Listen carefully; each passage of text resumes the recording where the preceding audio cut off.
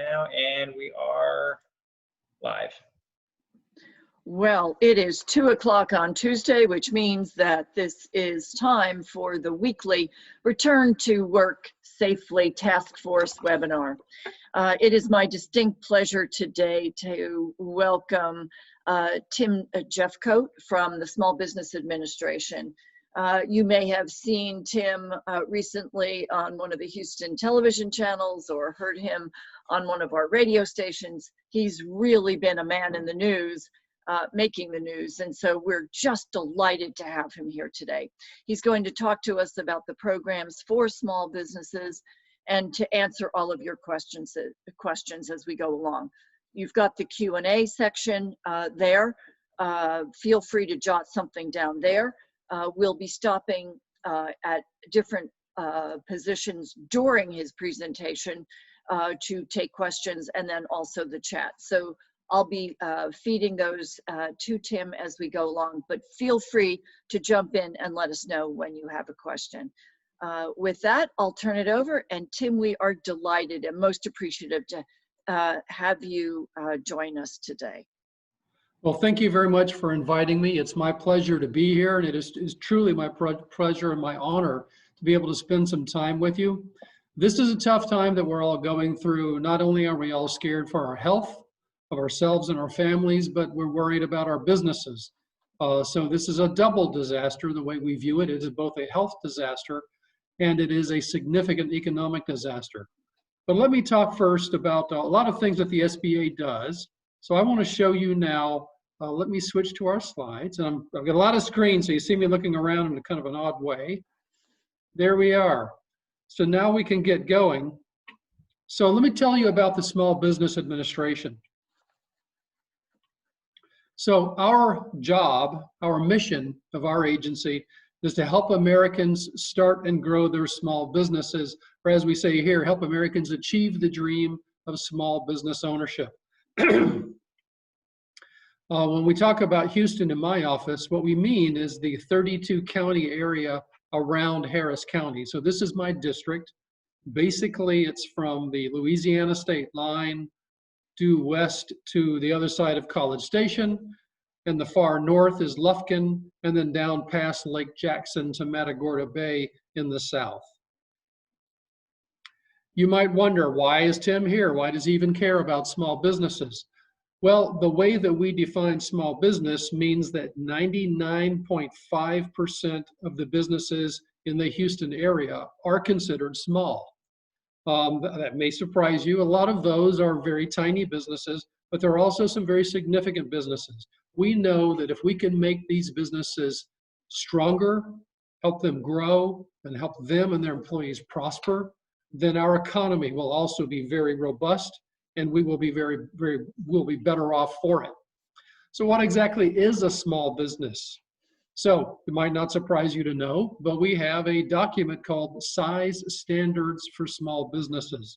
And that document delineates by industry what we define as small. Just to give you some examples, what you might not have thought of as small, a manufacturing or processing kind of firm up to 1,500 employees is considered small. Some examples that are near and dear to Houston are refineries, or maybe oil transportation businesses, delivery services, airlines, or a service-oriented firm that's up to $41.5 million a year in revenue, and that number is averaged over 3 years. And this could be oil and gas support businesses, software publishing, car rental, actually trash collection agencies. So there's all ranges from the very tiny mom and pop corner store. A lot of people think that that's all that SBA works with, up to some very significant businesses are considered small. Here are some examples. These are all businesses that got started with help from the SBA.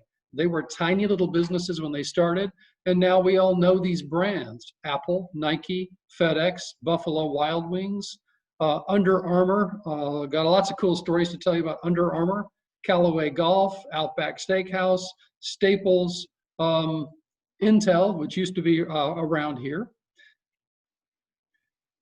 We have a partnership network that is very important that we want to make you familiar with. When we talk about the SBA, we break it into what we call the 4 C's. We help you find the counseling that you need to grow and start your small business. We help you find the capital that you need to grow and start your small business. We help you get growth through contracting or getting business with the federal government. And then we help you in times of crisis, which I will also talk about. So this is an example of what we do with counseling.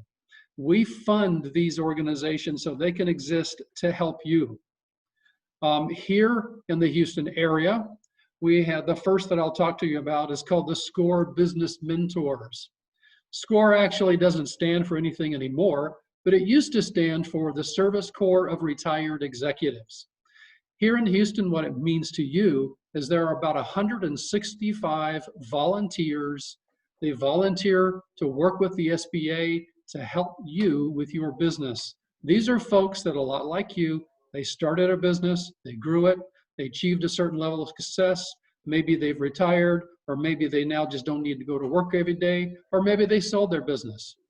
And they like volunteering their time to help other small businesses. So this is real world, hands-on. Yes, I understand your problem. I've seen that problem 3 times before. Let me tell you how I helped solve it.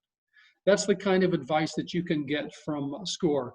Outstanding folks at our SCORE organization here in Houston. And you see on the slides several things I probably won't ever say or talk about.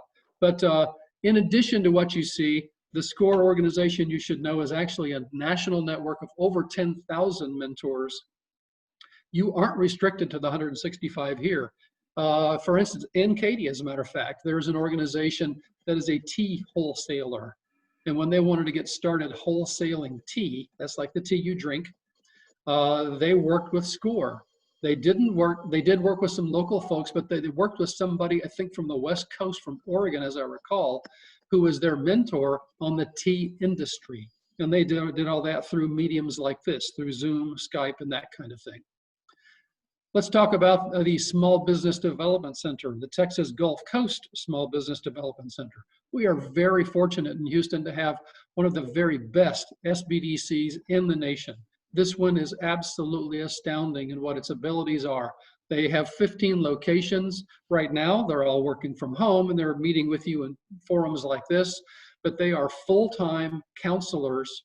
Think of them as the Accenture for small business, right here in Houston to help you with whatever you need. Just like SCORE, they are 100% free to you. You can contact them right now and they can help you. You can see on the screen that I've listed one of their office locations, which is the one in Rosenberg. That's actually the one that's nearest to Katy. You're not restricted to using that one, but that's a very good one. Tori Rain runs that one, and she's very sharp, and so are the folks on her team. And then there's the WBEA Women's Business Center.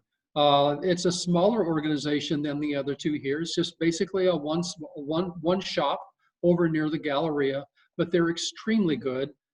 They really have a passion for what they do, and they understand that sometimes women prefer to work with other women. And so the Women's Business Center caters that need. Now, that doesn't mean you can't find women counselors and mentors at SBDC and SCORE. You certainly can, but the Women's Business Center does focus on women.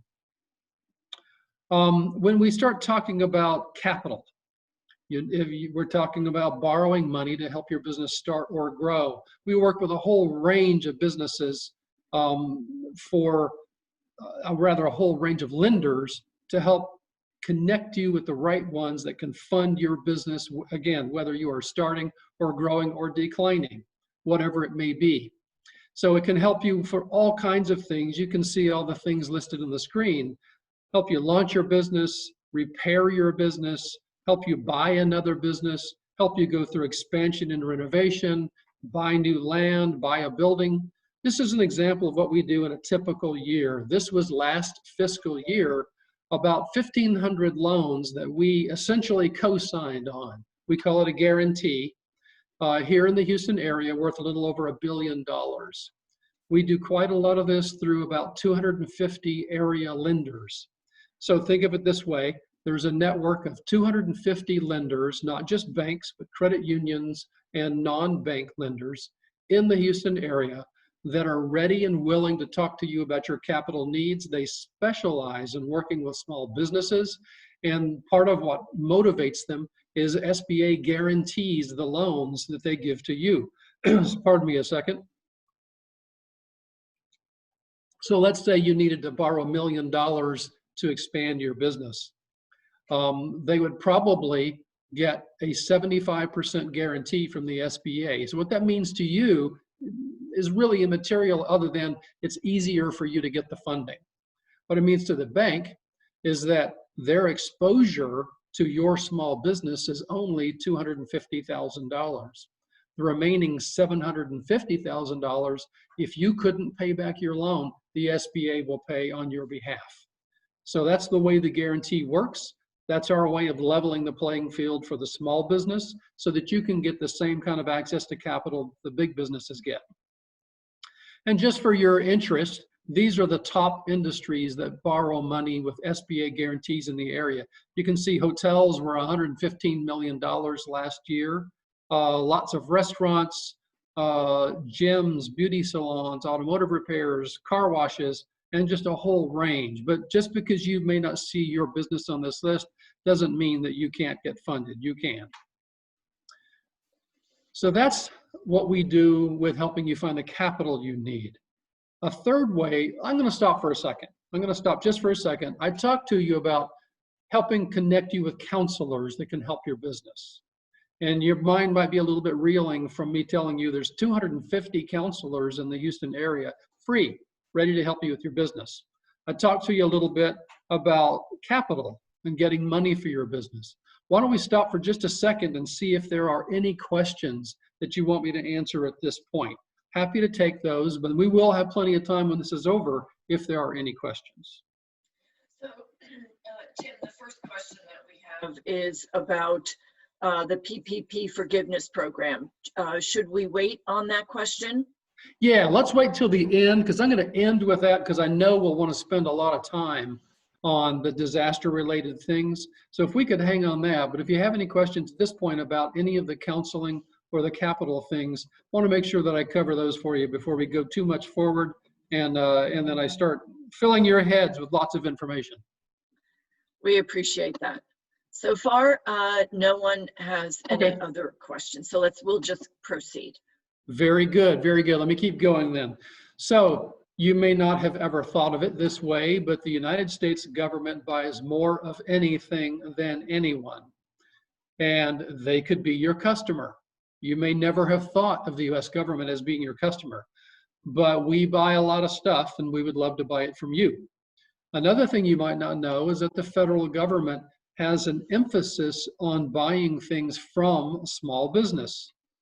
So 23%, that's an odd number, I know, but 23% of all government contracts are intended to go to these 4 classifications of businesses you see on your screen. Those that are what are called 8A business development participants, that's something done out of my office. If you are in a hub zone, if you are a women-owned business, or if it's a service-disabled veteran-owned program. And then there's actually a little bit more to that. But what we try to do is make sure that 23% of all contracts go to these kinds of businesses. So what that means to you is that you could compete for these contracts, and rather than competing with IBM or Halliburton or Exxon or Accenture for these contracts, you'll be competing with companies like yours. Makes it a lot more level playing field, makes it simpler for you to compete, and the contracts that you can win are truly significant. There are examples here in the Houston area of small businesses that have gone into what's called our 8A program. You see that on the screen. So that's a program that is special, and if you qualify for it, you work with people in my office for 9 years, up to 9 years, finding and winning these kinds of contracts and learning how to run your business in a way that is really compatible with the federal government. But my quick story is a company down in Clear Lake. When they entered the 8A program, they knew they wanted to win government contracts, and they wanted to grow with government contracts, and boy, did they. In 9 years, they went from a handful of employees to over 500 employees in 5 different locations, and they are winning awards from major government agencies as one of their most valuable suppliers. Specifically here in Houston, they are one of the favorite suppliers to NASA, and NASA works quite a lot with them. So that's the kind of success that you can have working with the federal government. You might today get a contract from somebody and it's worth $50,000, $100,000. That's absolutely means to celebrate. But when you're dealing with the federal government, sometimes it's $1 million or 10 million or 100 million is the contract. So you can usually add some zeros when you do business with the federal government. Here in Houston, we will certainly help you if you want to get into federal contracting. And my office does about 25 webinars every week out of my office. And some of those will be on federal contracting. They'll be on the 8A program. If you are a women-owned business, they will be on the women-owned program. I know we had one just today on getting your federal women-owned business certification, which will help you win these contracts. But I'd like to tell you about this organization you see on your screen now, the Procurement Technical Assistance Center. This is part of the University of Houston, and it is an organization that exists solely to help you pursue getting contracts with the federal government. So we work very closely with them. In fact, I would say that we're a team. They help any business pursue these contracts, and we work in a more focused way with those mainly that are 8A firms, as well as women-owned and hub zone firms for their government contracts. So the PTAC here in Houston, we're lucky that we also have, just like one of the best SBDCs and probably the very best score, we have one of the very best PTACs in the nation as well. So now let's talk about what's probably on everybody's mind is times of crisis or disaster. So that's our 4th C. Remember I said our 4 C's are helping you with the counseling that you might need, help you with the capital that you need to start and grow your business, help you grow through contracting with the federal government, and now the final C is crisis. So some sobering statistics that I would like everybody to really think about. As we say right here, 40% of all businesses that close after a disaster never reopen. Now, this statistic really refers to a physical disaster, like when Hurricane Harvey came through. It's not referring to an economic disaster like COVID. And in fact, I would tell you that COVID has the potential to be even more of a formidable disaster than a natural disaster. So we don't want any of you to close. So let's talk about how you maybe shouldn't close. But our basic disaster assistance program is designed to cover a variety of needs that you might have. So I'll go over this quickly because it is relevant. We are in Houston, and right now we're facing COVID. And next year, it's likely to be another tropical storm, and a few years from that, it might be another hurricane. So this is something we should all stay aware of, and we should all plan for with our businesses. So whether your real estate gets damaged, whether it's your personal property, your home that gets damaged, your machinery and equipment, maybe your inventory gets wiped out, or, which we'll talk a lot about this, whether your business is okay, but the economy has been injured.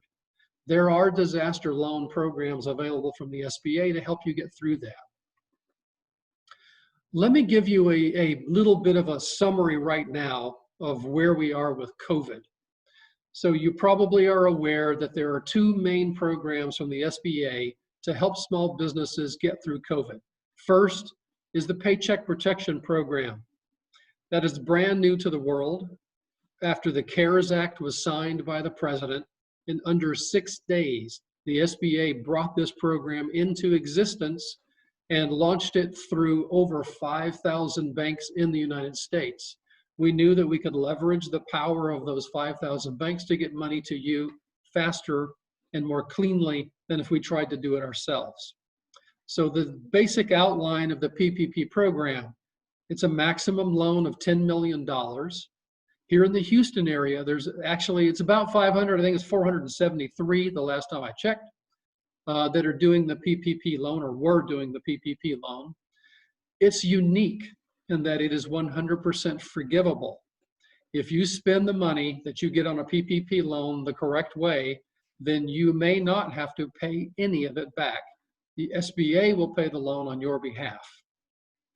60% or more of that loan must be used for valid payroll usage, and 40% or less may be used for rent for both real and personal property, mortgage interest for both real and personal property, and utility expenses. A third thing that you must do in order to make sure you get maximum forgiveness is you have to maintain your full-time equivalent head count if you had layoffs. So you'll have a reference period that you look back to. You'll compare that to the time that you have the loan, which we call the covered period. And you want the FTEs during your covered period to be the same or more than before. And then finally, you shouldn't reduce wages on any employee by more than 75%. If you do these 4 things that you show on the screen, you should be able to achieve 100% forgiveness. If there's an amount that is not forgiven, then that turns into a loan at 1% interest. For many borrowers, it'll be for a 5-year period. If you got your PPP loan already and you had it, 8 or 9 or 10 weeks ago, then for you, it's probably 2 years. So the very first PPPs were for 2 years, and it was later changed to 5 years. And so that you do not have to pay on a PPP loan. You don't have to make any payments on a PPP loan until you have spent all of the money, you've applied for forgiveness, the forgiveness application has been processed, and the SBA, and one of 2 things either happens. The SBA makes a payment on your account on your behalf, or it's determined that you don't get any forgiveness. In that case, that period is finished, and 30 days after that, your first loan payment would be due. So this is an outstanding loan with possibility of 100% forgiveness on the loan. Now let's talk about the economic. Yes, ma'am. Before we jump to the next one, we have a question about reducing employee wages. And it says, what is the definition of wages? Is it the total money during the 24-week period? Is it the reduction in the pay rate for some periods? Since we were forced to be closed during this period, the total monies paid will be reduced. Right, the total will. So if you have an hourly employee, for instance, it's going to look at them on an hourly wage basis. If it's a salaried person, it'll look at them on a salary wage basis. So it's trying to take into account the fact that you may bring people to work for a week and then you may have to lay them off, and then 6 weeks later you may be bringing them all back again. So it is taking that into account. So when you go through the forgiveness application itself, it delineates this in great detail. Basically, if you have 20 employees, you're going to list every single employee on that application, and you're going to indicate what their wage rate is before COVID, their wage rate now, and then that wage rate now needs to be within 75%. So 75% or more of their prior rate in order for you to achieve up to 100% forgiveness. Thank you.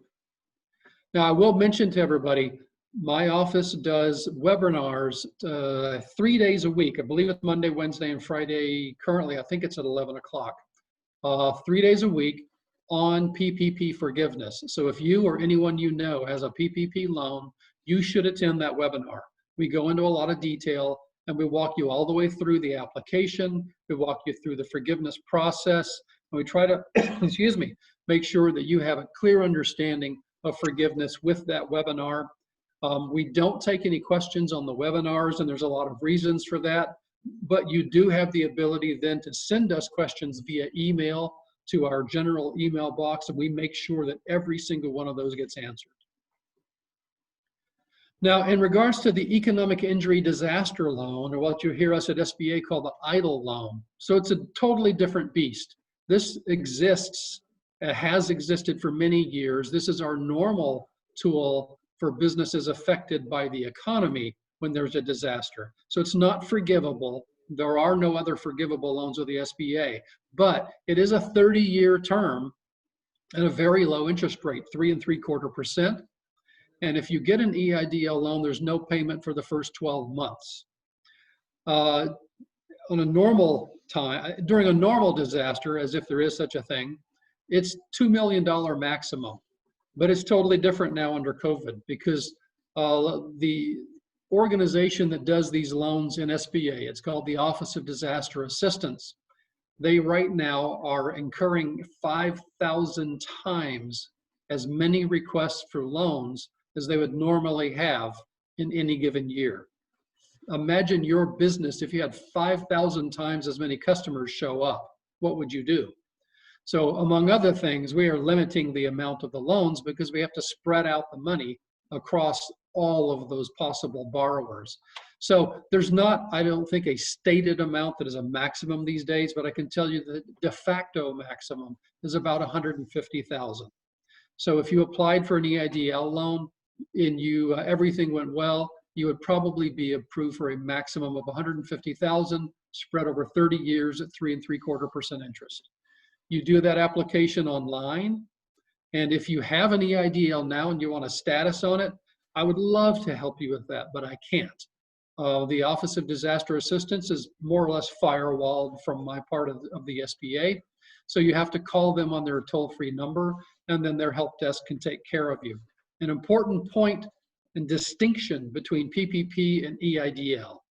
PPP, as you know, is only intended for paychecks and then a little bit for some rent, mortgage interest, and utilities. EIDL is very flexible and versatile. It can be used for any of your normally recurring business expenses. So in any given month, you might need supplies, you pay for payroll, you hire maintenance people to come fix things in your restaurant, you pay your accountant, you make your loan payments of various kinds perhaps. It can be used for all those purposes. So there are very few restrictions. There are restrictions, but there aren't very many. So it's a very, very versatile loan, and it's probably a good choice for most businesses. And then just to give you a feel for what's gone on with PPP and EIDL, nationally with PPP, $519 billion so far has been loaned. PPP expired on June the 30th, but this weekend on Saturday, actually July the 4th, it was renewed until August the 8th. So if you have not pursued a PPP loan and you're interested in getting one, maybe it's because it's 100% forgivable, maybe it's because now is the right time for your business, I would urge you to do it as soon as possible. You only have until August 8th, so that's 1 month and 1 day to get the loan completed. And while you heard me say earlier, there's nearly 500 lenders that have been doing PPP in the Houston area, that number is now significantly smaller. In the early days, there were so many banks willing to support the economy and support small business, and they've done so many loans that now they are really cutting back on how many loans they're doing. So there are lenders that can help you, but you do want to go ahead and right away, just as soon as possible, pursue that PPP loan. Tim, we have a question Yes, ma'am. on the prior slide. Craig asks if the 75% should be that 25%. So you didn't reduce wages by more than 75% or 25%? Craig, give you a gold star. Yes, that's correct. You don't reduce it by more than 25%. 75% of what it was. So if I used to pay them $10 an hour, then I need to be paying them $7.50 or more now. You're right. I'm sorry. That was stated backwards there. Thank you for catching that, because the fact that you caught it means everybody's gotten that clarification. I could have left you with some bad information. I appreciate that. Thanks, Craig.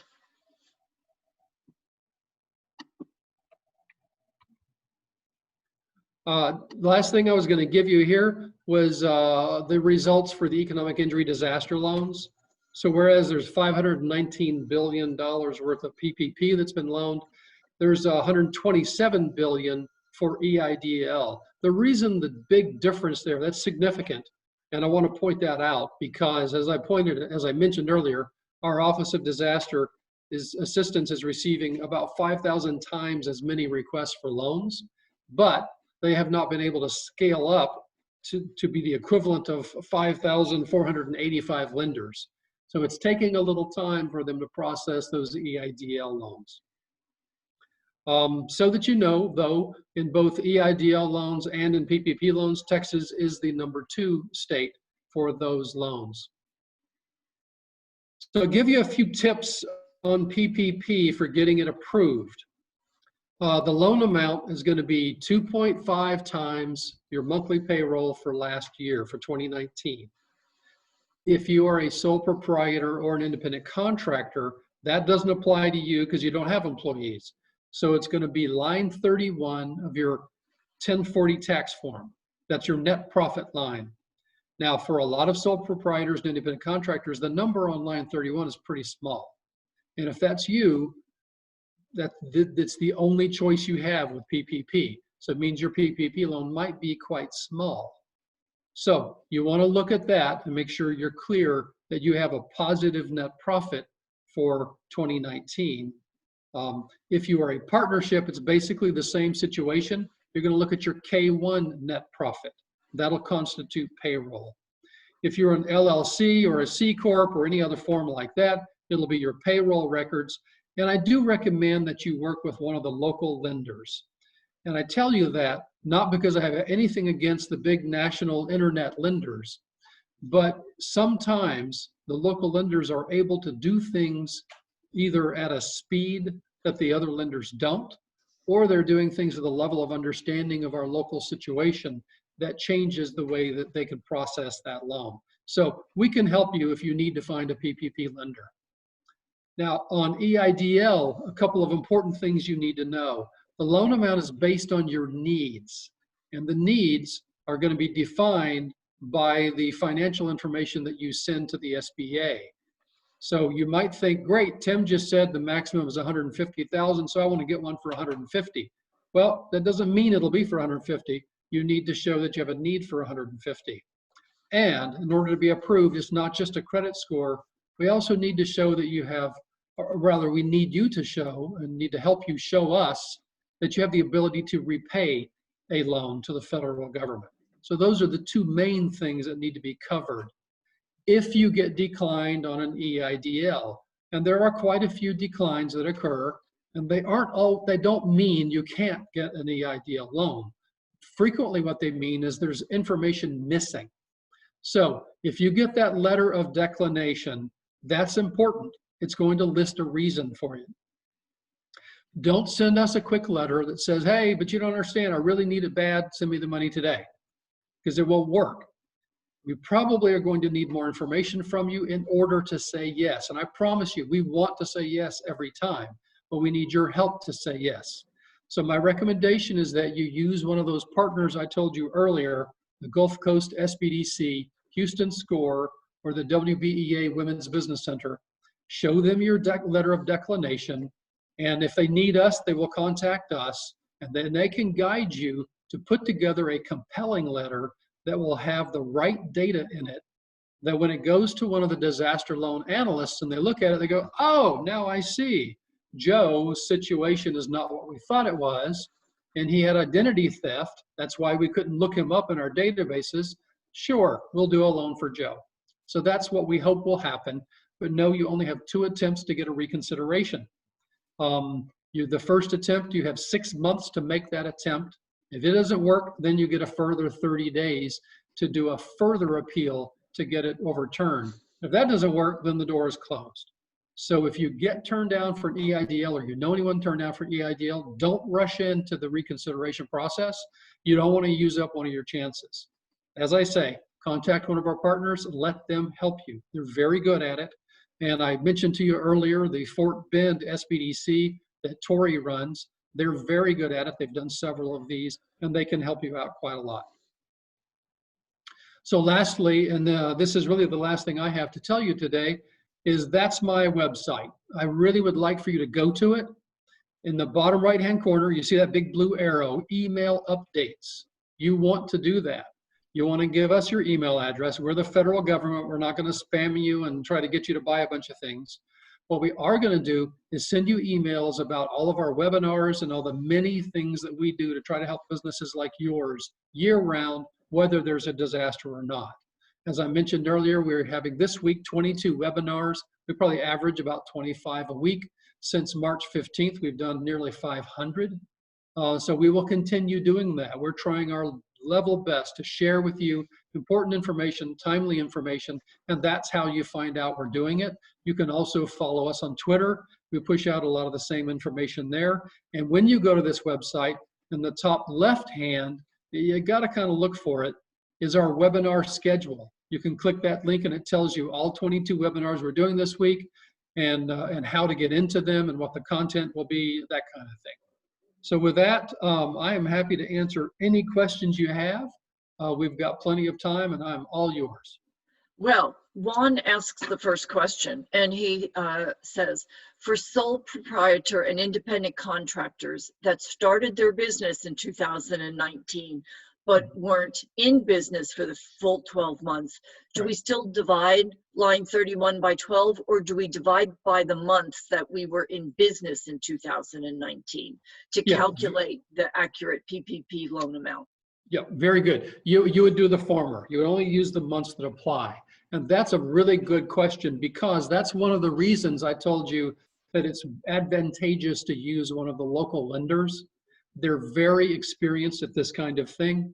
And when you send them that information, and let's say you did it wrong and you multiplied it by, divided it by 12 rather than by the applicable months that you were in business, they would probably catch that. And they'd probably call you and say, hey, you did this wrong. You actually are entitled to a much larger loan. So yes, so to answer your question, your approach would be correct. And that's exactly the reason I think you'd work with one of our local lenders. I get the question all the time, who is currently doing PPP loans? This very moment, I only know of 2 banks in the area that are doing PPP, but I'm waiting for responses from all the other 400 and however many there are. I emailed all of them and I'm waiting for them to come back and let us know whether they are continuing to do PPP loans. If you talk to your bank and they are not doing them, you send an email to our office or call us. Let us know you're seeking a lender and we will connect you with somebody that is currently actively doing PPP loans. Great answer, thank you. Anonymous asks, when I applied for the PPP, I put down that I had 3 employees. I did have 3 employees at the time, but only 2 were full-time. I failed to use the FTE. Now, when I apply for forgiveness, do I need to have 3 full-time employees or as many employees as I had during the reference period, which was 2.5 FTE? Great question.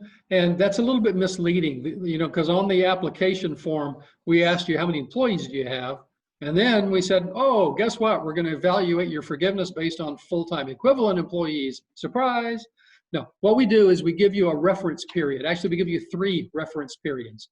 And you're going to look back at one of those reference periods, whichever one makes the most sense for your business, and you will calculate your full-time equivalents in 2019. Actually, we give you the ability to do it at the beginning of 2020 as well. Then you will compare that number to your covered period. And that's the numbers you're going to compare. You don't have to worry about that original number that you put on the application. You're not going to be held to that. We are looking only at your FTEs during the reference period and then during the covered period as the basis for forgiveness. Wow, more great information.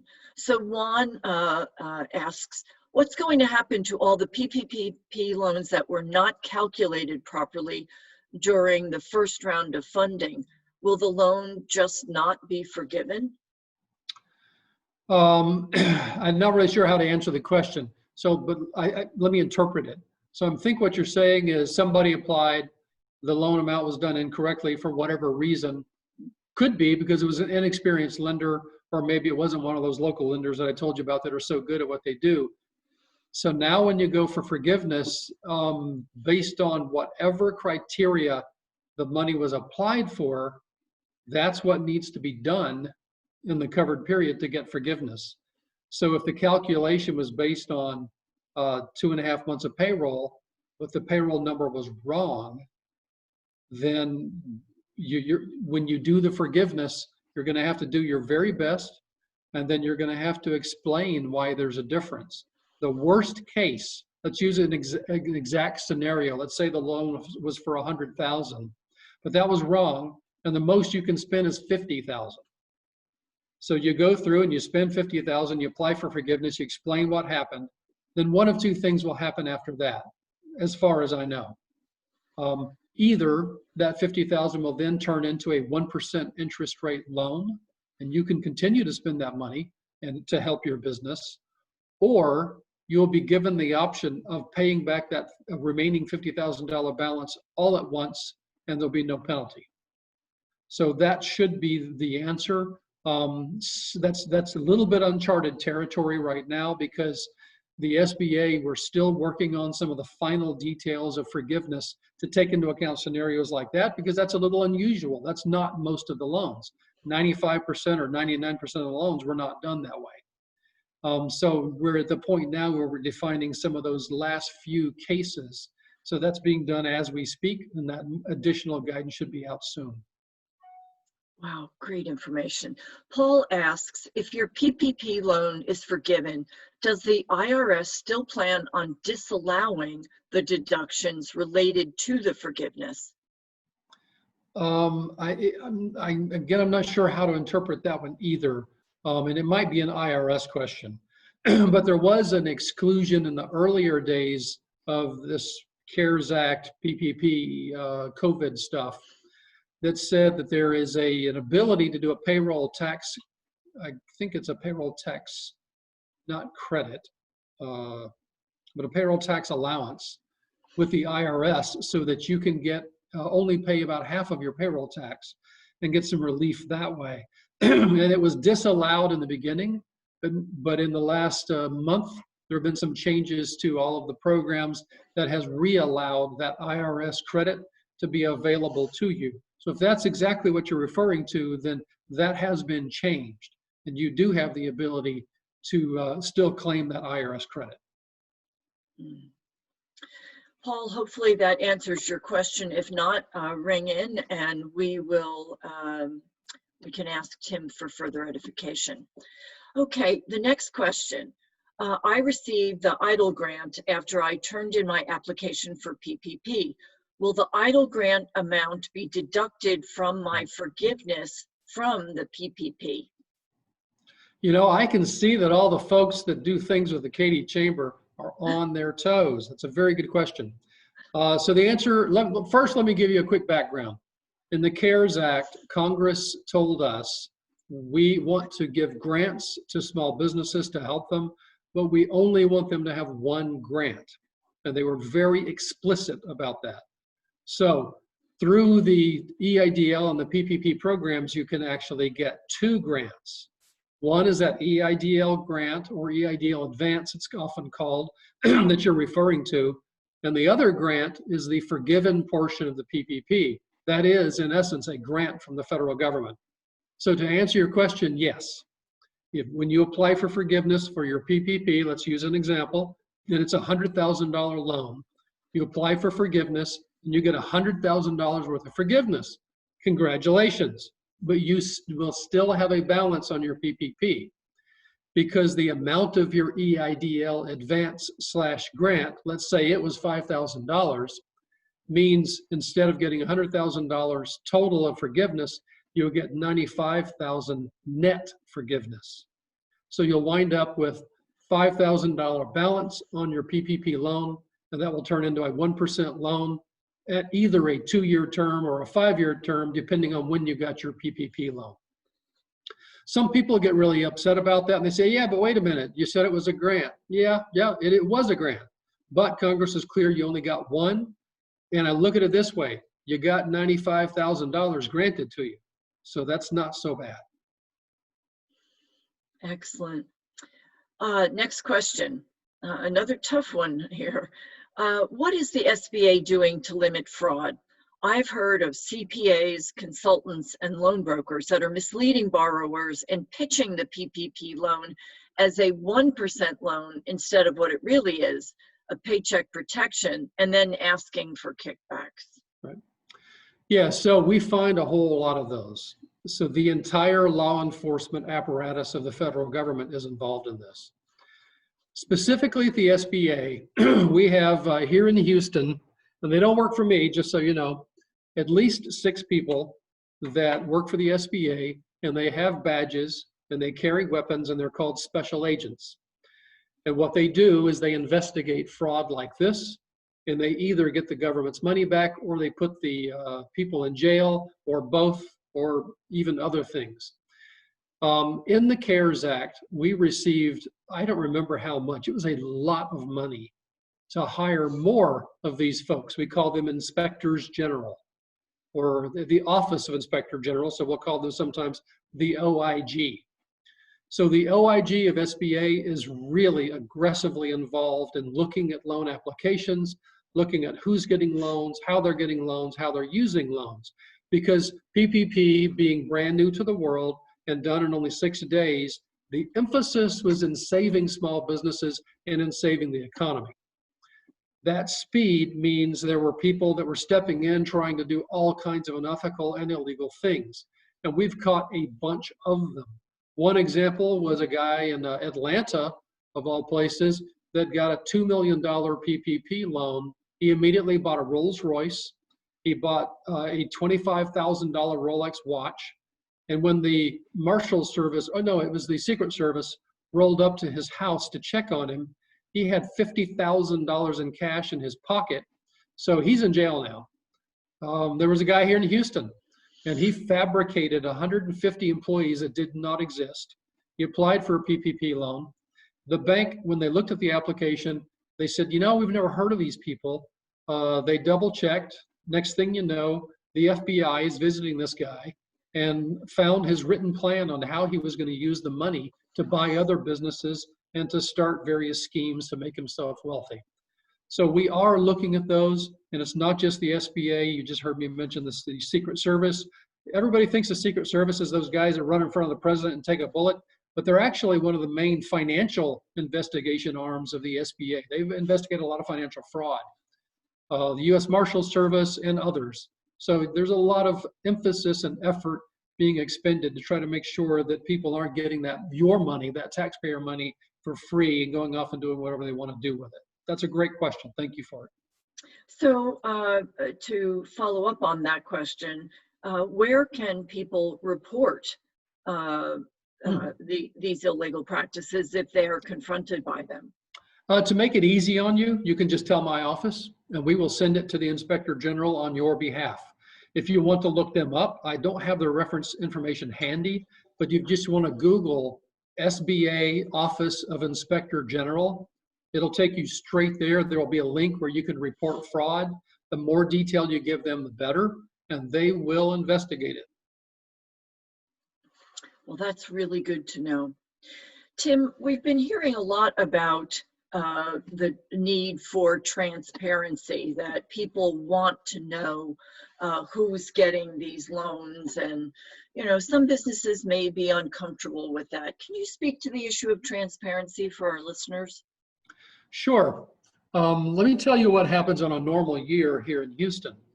My office, I work closely with a lot of the press here in Houston. The press is the friend of the Small Business Administration. We do a lot of wonderful things to help small business, but we're a federal agency. We don't have money to advertise.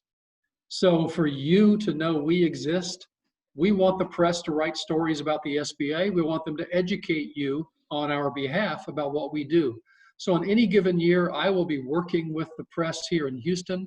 I will be sharing with them our lending information on a normal basis. So the loans that I was talking to you about earlier that we guarantee for small businesses. The one thing that I always remove, because it is confidential information, is the name of the borrower and the name of their business. In fact, I usually will also eliminate their street address. That is just our normal good business practice at the SBA. We share that information so that you can look and see what percentage of lending is Asian, what percent is African American, what percent goes to big businesses, small businesses, female owned, male owned, however you want to slice and dice the data. And we do a lot of that in my office. With PPP, it's a whole different situation. With PPP and with EIDL, there's been such an immense amount of data. And honestly, for those of you that know what I'm talking about, the data isn't always clean. So you have clean data and dirty data. Dirty data sometimes has some Either there's pieces of data missing, or there's things that are misspelled. And because we've had 5,000 and almost 6,000 banks at once doing these applications as fast as they could, the data wasn't all that clean, and it needed to be tidied up a little bit. So that has happened. And yesterday, the SBA issued the name, address, phone number, all of that, of all of the borrowers that borrowed more than $150,000 on PPP. That has now been made publicly available. You can go to SBA's website and you can get that data. I actually have it on my computer, all 700,000 lines of it. And then you can separately download all of the loans that are under $150,000, but that has been sanitized. It does not include borrower name. So to summarize, we never release the borrower's name. That borrower's name is regarded as being confidential information. It's your information, and we don't share it with anybody unless you have specifically told us it's okay. Boy, that's a complex situation, made more so because of the interest. Now, Tim, the other thing is that there's 600,000 small businesses in the Houston area. How many are getting help from one of these two programs? Is it really making a difference here in Houston?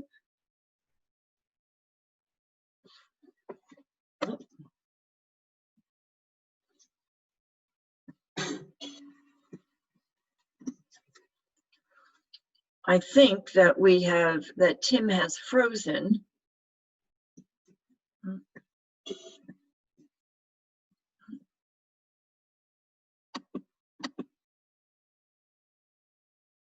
Ah. Hey, Tim, we need you to get back. There we go. There we go. That's great. All right. Hello. If Zoom would tell me when it's going to drop me, it would be helpful, but it never does. Oh, that's all part of the fun, right? That's right. There's a small business who's gotten very large during this crisis, and I'm sure they're going through growing pains as well. But Tim, the question is that we have some 600,000 small businesses in the greater Houston area. How many are getting help through one of these two programs? Is it making a difference here for us in Houston? It absolutely is. I've just received that data that I was mentioning to you earlier, and it's unfortunately the way it's sent to me is it's data for Texas. And the one thing they don't delineate is county. So if I could just pull out my 32 counties, that'd be great. What I'm having to do is go through and actually pick out all the cities in the 32 county area. So it's going to be a little bit tedious. I've got somebody on my team that I'm going to actually task them with trying to get that put together. And then I can tell you with a lot more authority how many businesses have been helped. But I can tell you that our normal process of this lending data flowing, which has stopped because of the volume of data, back on April 9th, we were already at over $4 billion worth of assistance to small businesses in this area. I would be shocked if we're not above 10 billion by this time. Now, don't quote me on that, or you can if you want to, but it's just my estimate. But I will know more soon, and I'll be able to be more definitive on that. But I can tell you that my office talks with multiple small businesses every day that are either getting a loan, have gotten a loan, seeking forgiveness, or some other situation related to receiving help from the SBA during this crisis. That information that we sent out recently also shares that in the case of Texas, 82% of all the payroll in Texas has been funded for the last several weeks by the PPP program. So that gives, if we could extrapolate that to Houston, then that could mean, roughly speaking, 80% of small businesses have been covered. But I will know more of that once I can assess that data. Boy, that really gives you a sense of the impact. That's amazing. Now, Tim, some areas, and Houston is certainly having its challenges right now. We had started opening things up, and we had increased the capacity that businesses could introduce or reintroduce their customers, both inside restaurants, outside dining, that sort of thing. There seems to be some of this, yo-yoing back and forth. Given the uncertainty, can businesses try to reopen? I mean, or would they be penalized by going back too soon from their loan forgiveness perspective? Yeah, so interestingly, you mentioned being on the radio or whatever. I was on the radio yesterday, and one of the questions was, doesn't it make sense that Governor Abbott is being sued for telling bars they can't open or that they have to be at reduced capacity? Well, my answer then, which is really the same answer now, which is we're the federal government. We don't get involved in local government mandates. It's up to the local government to make the best decision here on the ground that's appropriate for Houston or Katy or Texas, as the case may be. So the fact that the governor or the county judge says your bar can't be open any longer is very important to the bar, but it's irrelevant to the SBA in terms of forgiveness. That's part of why the covered period was extended from 8 weeks to 24. The loan hasn't changed. The loan amount is the same, but the point in making it 24 weeks was to make your use of the money more flexible. So you get open and maybe then you have to close again, and maybe you get to open up again, and maybe then things are good. So it might be 8 weeks worth of payroll, but it may take you 24 weeks in order to get that expended in the right way. So that's part of the reason that was done. That takes into account the fact that the governments on the ground in the areas that are affected are going to make whatever decisions are appropriate in those areas. But that lets the PPP be flexible enough that it can flex and stretch and adapt to the situation. So. Wow. It's such complex times and certainly complex issues. So while I take the last couple of minutes, we have opportunity for one more question if somebody wants to bounce one in. While you're doing that, I'll take this opportunity to remind folks that we do have the Katy Returns to Work Task Force landing page. And we have this presentation along with the other 5 that we've already done will be available to you. So if you wanted to re-watch this program, it is available to you. We have a number of resources that are listed consistent with our 4 pillars: medical, financial, strategic, and people. So if there's anything that you need, please give a shout. We'll do our best to be responsive. I'll give it just another minute, but Tim, I really appreciate the depth that we were able to dive in this afternoon. I think that all of us really learned a great deal, and this is complex. So it is one of those things where, to have an authority with us, it makes a great deal of difference. So on that, it looks like we've all exhausted ourselves, but I'm sure that now that we know how to reach you, that for those that have questions afterwards, that they'll be reaching out to your office. On behalf of the Katy Returns to Work Task Force, area chambers, the Area Economic Development Council, and myself, I'd like to thank you for a great presentation. With that, thank you very much. We urge everyone. All my pleasure. Absolutely, and we hope you'll come back, Tim. We hope you'll come back. Anytime, whenever you need me. Great news.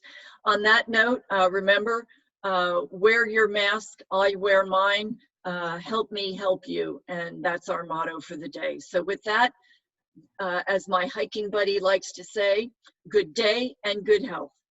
Bye, everyone. Bye-bye.